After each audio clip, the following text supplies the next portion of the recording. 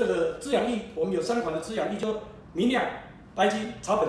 第一就是我们的用我们的中药来制造的过程，第一，它会1年的时间为酵素来发酵，所以你看它的颜色非常的深。那第2瓶呢，已经进入到了精华液的这个层级了。第3瓶已经进入到了生态，差不多在1年8个月到2年的中间。第4瓶呢是2年差不多4个月。第5瓶呢，是我们已经进入到了2年8个月。那2年8个月的时候，是我们白金以及草本滋养液的这个层级了。